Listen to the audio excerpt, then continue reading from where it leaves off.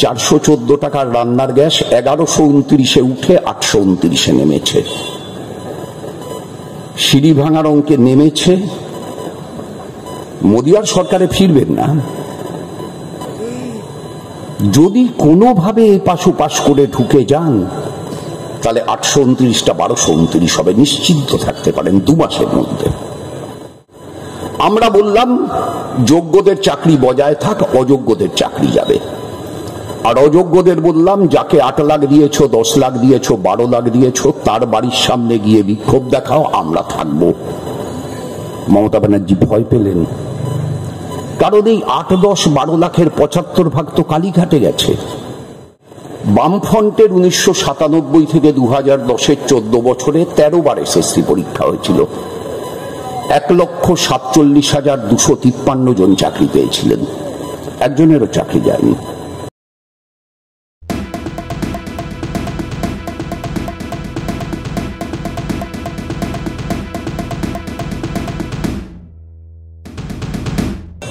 দিল্লিতে বিদ্যুৎ ফ্রি, অরবিন্দ কেজরিওয়ালের সরকার দিল্লিতে বিদ্যুৎ ফ্রিতে দেন। অরুণাচলে 1 ইউনিট বিদ্যুতের গড় দাম 2 টাকা 81 পয়সা। বাম শাসিত কেরালায় 3 টাকা। ডিএমকে শাসিত তামিলনাড়ুতে 3 টাকা 50। আমি সব রাজ্যের বলতে পারি, আর আপনাদের কারো পক্ষে এটা বের করা কোনো কঠিন না। সবার হাতে স্মার্টফোন, নেটে ঢুকলে যে কেউ বের করতে পারবেন। গোটা ভারতবর্ষের গড় হচ্ছে 4 টাকা 20 পয়সা। সেখানে পশ্চিম বাংলায় বিদ্যুতের ইউনিট পিছু দাম 444 কোটি টাকা ইলেকটোরাল বন্ডে তৃণমূলকে দেওয়ার পরে 9 টাকা 22 পয়সা। আপনি তৃণমূলের সমর্থক, আপনি ক্ষতিগ্রস্ত না। আপনি বিজেপির সমর্থক।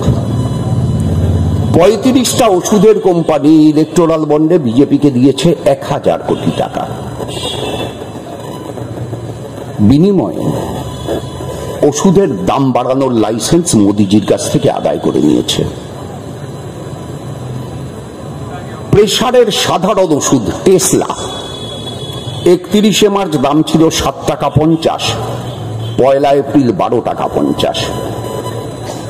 আমরা অনেকে বাড়িতে রাখি, আগের দিন নিমন্ত্রণ খাওয়া হলে বা একটু উল্টোপাল্টা খাওয়া হলে সকালে পরদিন খালি পেটে খাই প্যান্ডি, প্যানফোর্টি, প্যান্টোপ্রাজল গ্রুপের বিভিন্ন ওষুধ।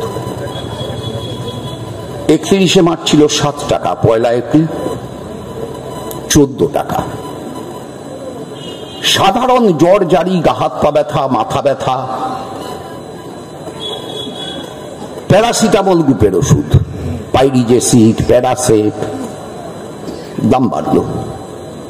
আমি 100টা ওষুধের নাম বলতে পারি, আবার বলছি আপনাদের ভারাক্রান্ত করব না। আপনি বিজেপির সমর্থক, আপনি ক্ষতিগ্রস্ত হলেন না। দীপকবাবু বলেছেন 414 টাকার রান্নার গ্যাস 1129-এ উঠে 829-এ নেমেছে। সিঁড়ি ভাঙার অঙ্কে নেমেছে। মোদি আর সরকারে ফিরবেন না। যদি কোনোভাবে এপাশ ওপাশ করে ঢুকে যান তাহলে 829টা 1229 হবে, নিশ্চিন্ত থাকতে পারেন 2 মাসের মধ্যে। আপনি ক্ষতিগ্রস্ত হবেন না। আপনি তৃণমূলের সমর্থক। আপনার ঘরের ছেলে বা মেয়ে গত 14 বছর ধরে, 13 বছর ধরে টেট পরীক্ষায় বসতে পেরেছে। আপনার ঘরের ছেলে বা মেয়ে গত 13 বছর ধরে এসএসসি পরীক্ষায় বসতে পেরেছে।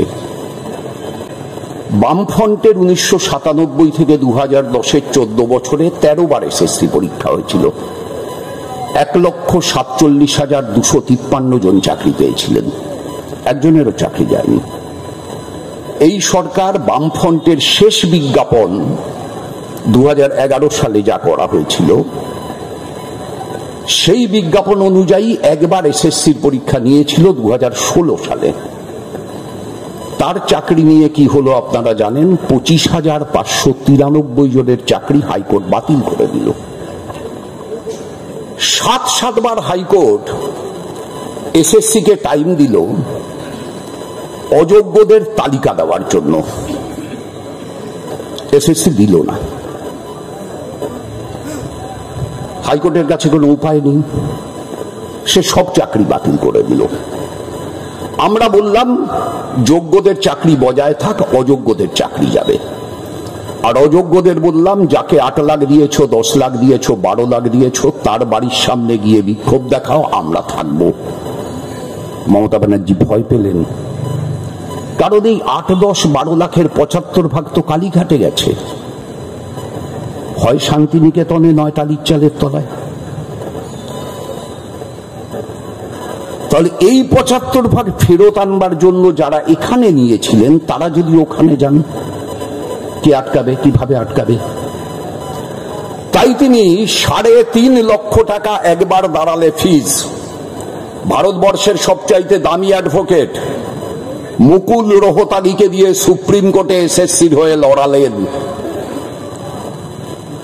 এবং আশ্চর্য, যারা 7বার হাইকোর্টকে দিল না, তারা সুপ্রিম কোর্টে প্রথম দিন গিয়ে বলল আমরা 8000 অযোগ্যের তালিকা তৈরি করে ফেলেছি।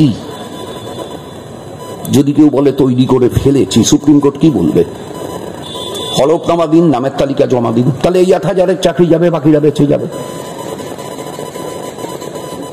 ডেট পড়ল, পরের ডেটে 3500-এর নামের তালিকা দিল, বাকি 4500 দিল না, বলল সময় লাগবে।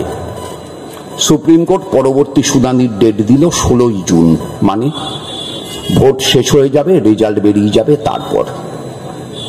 আসলে এই তালিকা ওরা কোনোদিনই দেবে না, ওরা সময়টা কিনতে চাইল, ভোটের আগে বিক্ষোভটাকে এড়াতে চাইল। কারণ মমতা ব্যানার্জি তো স্কুল তুলে দিচ্ছেন। 8205টা স্কুল এই রাজ্যে বন্ধ হয়ে গেছে। কস্তুরবা কন্যা বিদ্যাপীঠ কি অবস্থা?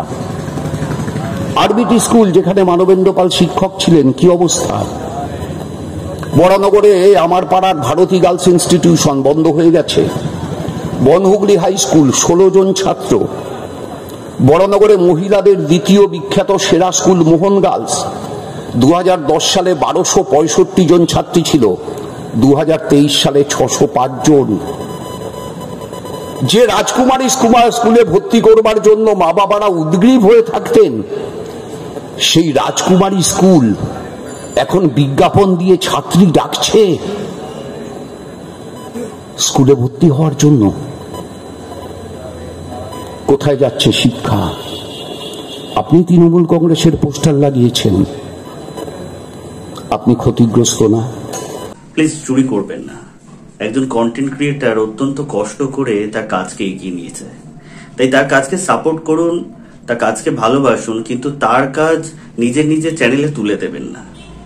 কারণ জানবেন পাইরেসি কিন্তু একটা অত্যন্ত দণ্ডনীয় অপরাধ। আপনারা দেখছেন আওয়াজ, রোজকারের হক কথা। For more updates about Awaaz, please subscribe our YouTube channel Rajshekhar thali.